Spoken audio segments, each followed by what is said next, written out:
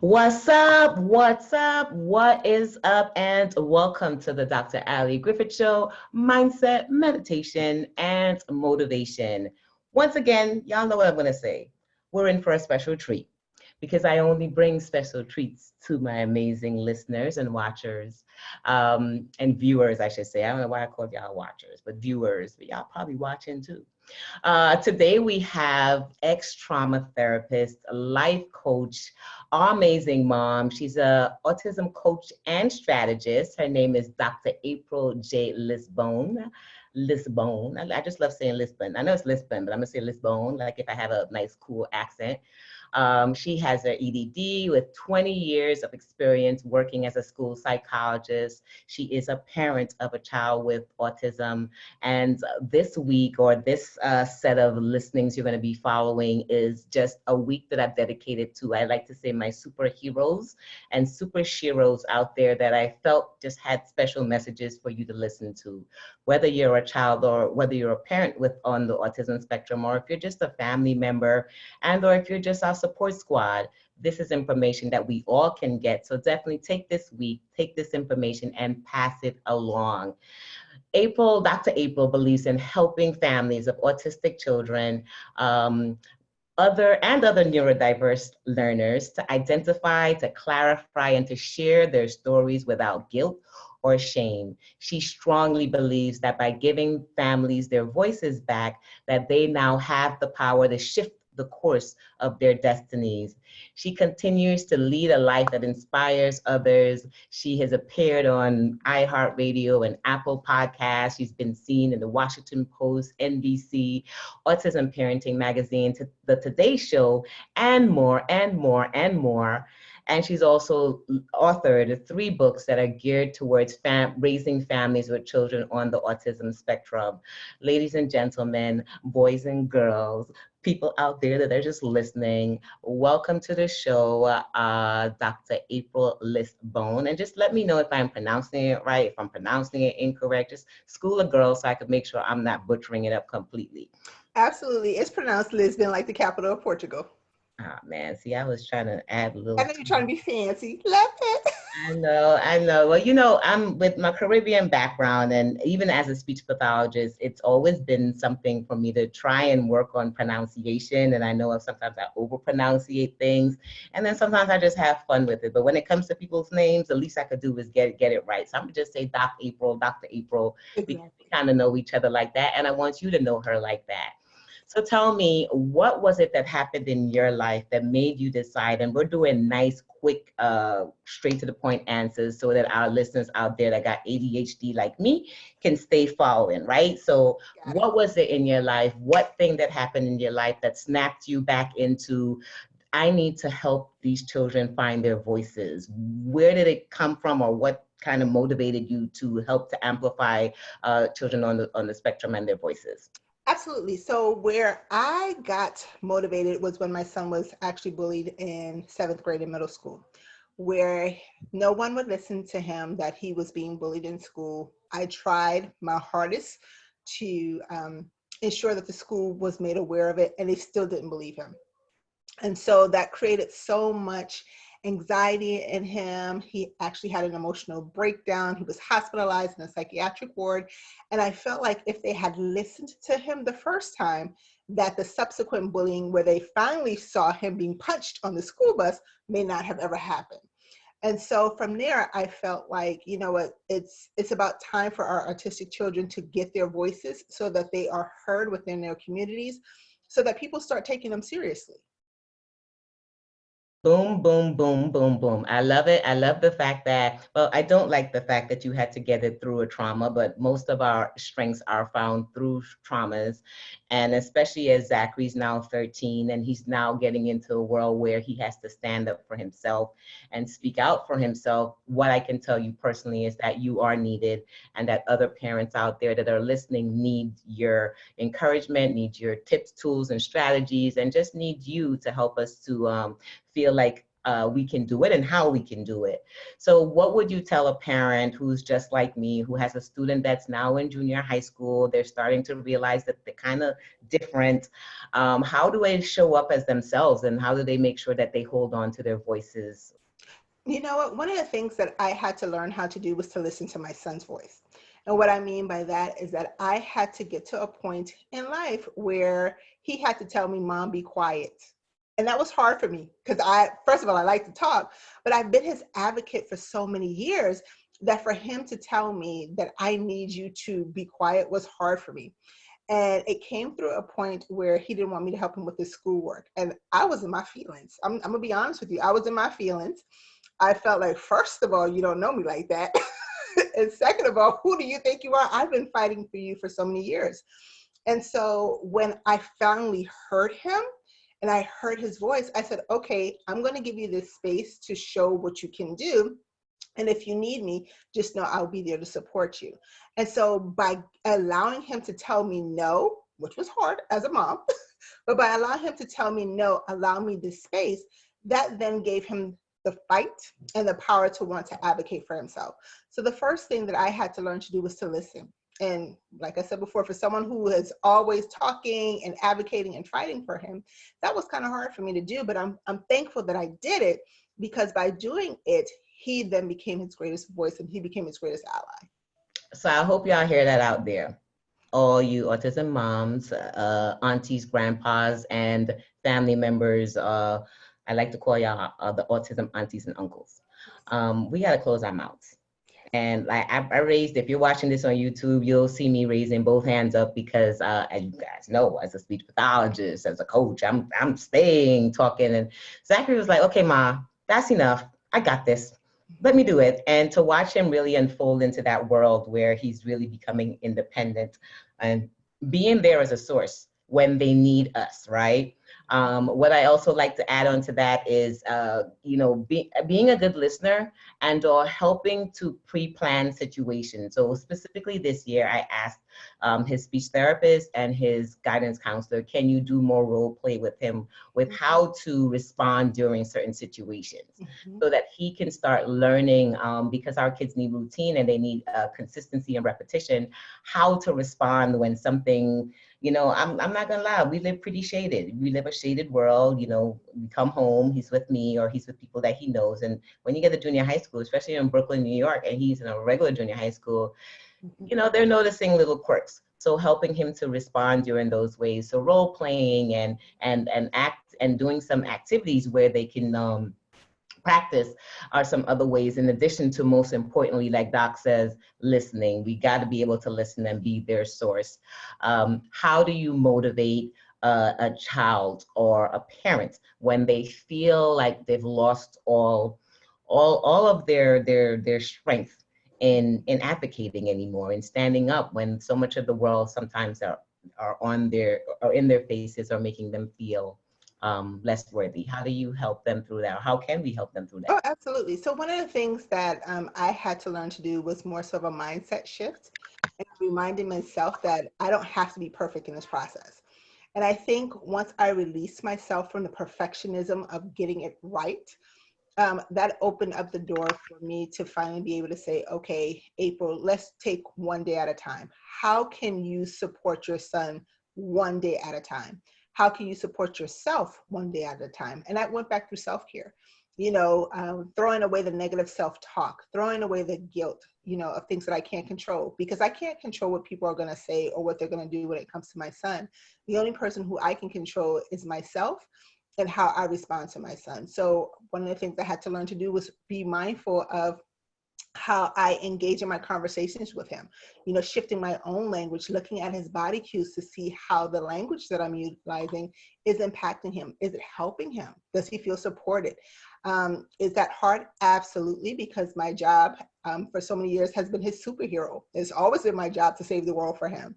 And so sometimes that can become draining. And so in that process, like I tell people, it comes down to you taking care of yourself, being honest with yourself and being gracious with yourself, and saying that it's okay if I don't get this process right. It's okay if I don't say these words correctly, but I'm not going to quit on you. I'm not going to give up on you, and I'm not going to give up on myself or this relationship. I love it. I love it. So, based on what you're saying, and I just want to make sure our listeners out there, our viewers out there, are getting the juice of what you're saying. Is we got to have that mindset shift with our own selves. We got to do some of the work within ourselves. Our kids out there, they're watching us. They're seeing how are we responding to certain things, and with that. They're watching to see how we respond, and they're feeling that when we feel more like this, and the best way to describe it is when we feel more on edge. Yes. And we are more fearful of what others would say. And I'll be such a huge judgment of that, because I was so nervous with what others would think of Zachary, why I didn't show him initially. I remember my coach telling me to put his picture on the cover of the book, or to tell the world and show the world what we're going through. And I'm like, wait, what? No, I'm not ready for that. I don't want no one to judge my kid. I don't want anyone to laugh at my child. If I could throw a bubble around him, I certainly would.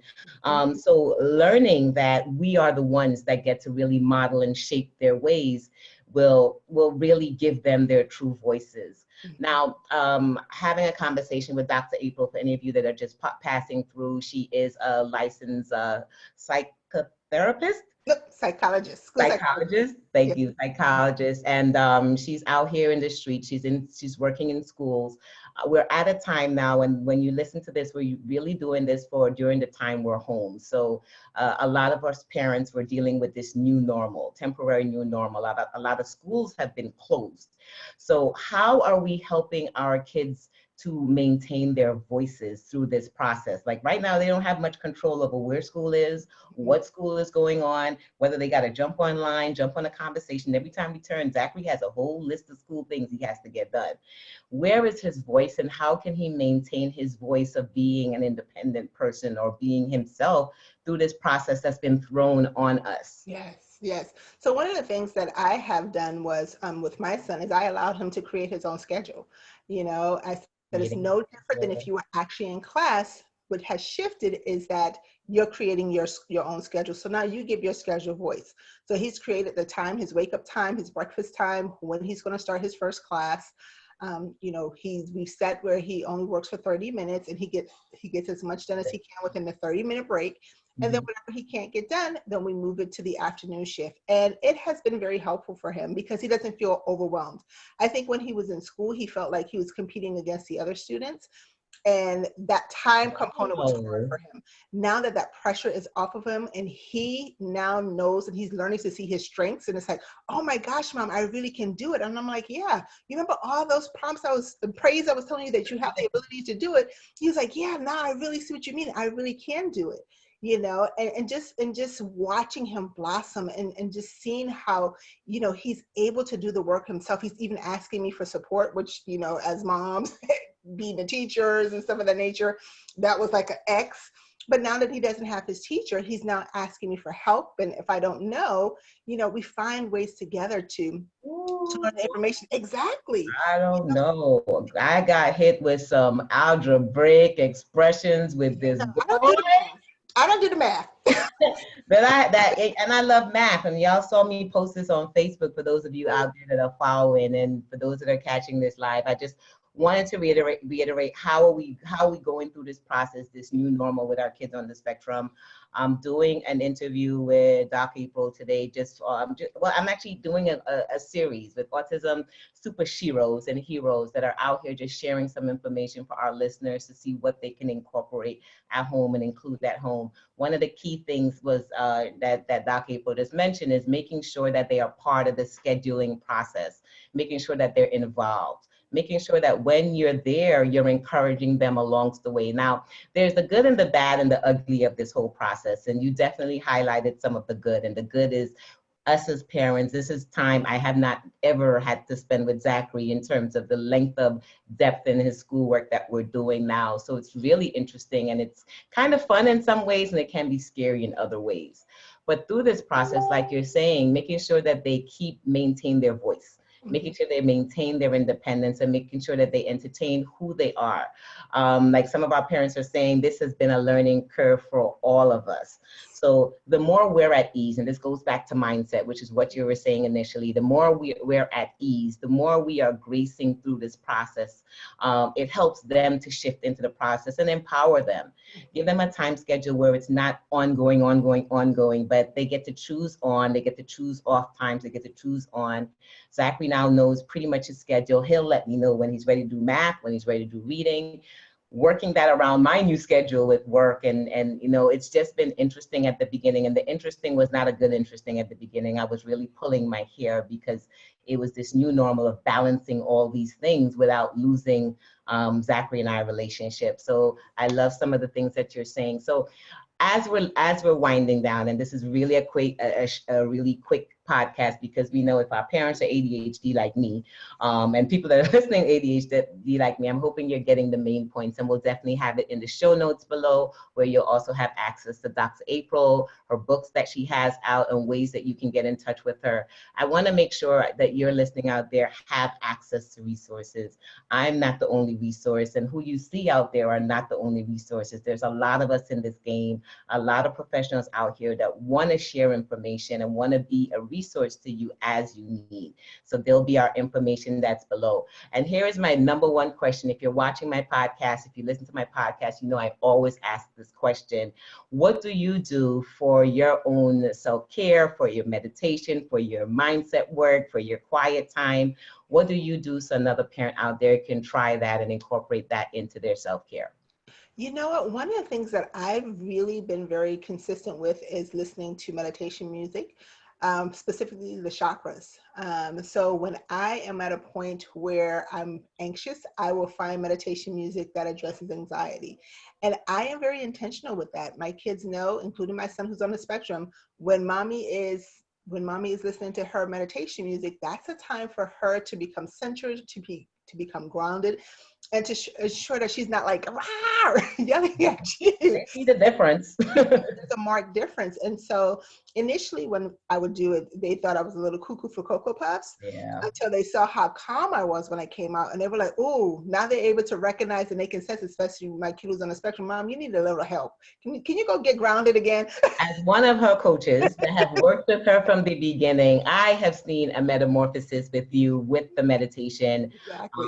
How you're more, and I know a lot of you guys initially thought like, okay, this Dr.Ali, she off the bonkers with this. And I knew you had it in you and you were doing it before, but I remember the calls we had when you're like, I don't even know how you do it. Like, how are you seeming so calm when you're talking to people? And, thank you for being a listener for Autism Motivation, because on her LinkedIn page, which we'll post that link, she's super duper active in LinkedIn. She always would repost the all motivation moments, which are my moments of when we can squeeze in meditation. Sometimes it's never at home. Sometimes it's anywhere you can fit it in. It's those moments when you just need 5-10 minutes of just Zen. And not, but whatever is your meditation moment, and me walking you through it. And I appreciate your support through that process. One of the key things that she mentioned is that when she began to do it, her kids noticed the difference in her. So as we begin to incorporate meditation into our household, and it's not only with us, like Zachary is key. I mean, he's a kid that has seen his mom doing meditation from the beginning of time.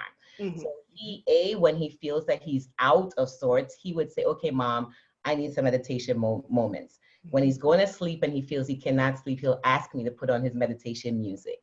Another thing that I tell parents, that sometimes just have it playing in the atmosphere, just in the background, in the room, you will notice a shift in your children's movement, actions, and behavior by just having it. But it's different for everyone. So I'm not telling you this is the means all, but this is definitely a way. And thank you, Dr. April, for sharing your meditation practices and the things that you are doing at home. Guys, as you're listening out there, this week is all about some things that we can do at home with our kids, with the new dynamics, with the changes. It poured into my spirit amidst my crazy schedule, as you're hearing wonderful New York in the background. And I love it when I always say my New York music is here, is when you hear that siren. And throughout this whole process, something just came to me that we need to talk to our autism parents. So even though the Dr.Ali Griffith show podcast has been geared more towards my mompreneurs squad, people out there that want to start businesses. It was imperative that I did it this week and that I make sure I give you guys access to what you need, because if I need it and I knew I needed it, I was like, Dad, they got to be another mom out there that needs it too.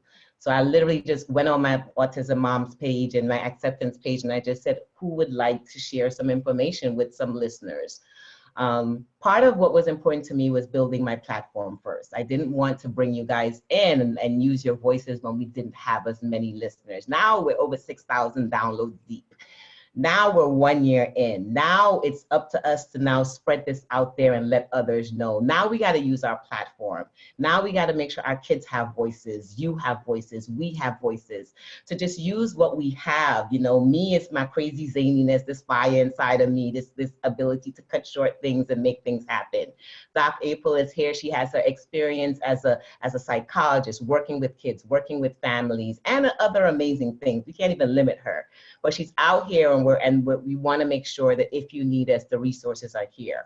In the show notes, in whatever you watch it in, whether you're listening it on the podcast, whether you're watching it on YouTube, you're going to be able to get that clickable access towards her or myself or any of the guests we're going to bring along this week. And just remember that we are here together. We're all here to support each other, and we're all here to make sure our families can soar, especially through this COVID-19 pandemic, which is the time we are recording.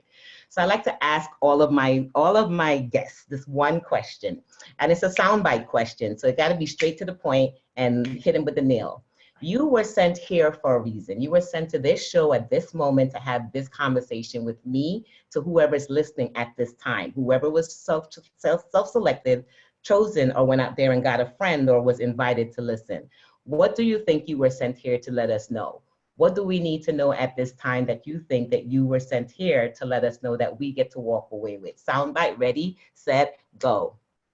For me, my purpose today and every day is to ensure that you never lose your voice. It's important that when you speak, that you are unapologetic. Never allow anyone or anything to make you ashamed for this autism journey. You've earned it, you've deserved it, and you are the bomb at everything that you do. Oh, dang. And for those out there that are catching it, make sure that you never, ever lose your voice, no matter how different it is, no matter how it sounds, no matter what other people think out there. You know, I'm not here to make you happy, and I'm certainly not here to make everyone like me. Those days are long gone. For those that do, I appreciate you. I love you. Thank you. But for those who don't, that's cool. Go listen to somebody else. We'll rock and roll. But you're always going to get real me. And I want to make sure us as autism families, we always still be authentic and we be ourselves, and we make sure we hold on to our voices. Doc April, thank you so much for sharing a few minutes with us today. We're going to post all the different places where you'll have access to her. Make sure that you are following her. Make sure if you have any questions that you are reaching out to her, and that we continue to support each other. We want to make sure that you know that we're not alone in this process, and that you don't get to hide, you don't have to hide, and your voices will always be heard. Now, in my closing, I want to remind you that no matter what you do, in all that you do, in everything that you do, continue to be amazing in your thoughts, in your words, and in your actions. Until the next time we meet again, peace. Thanks, Dr. April.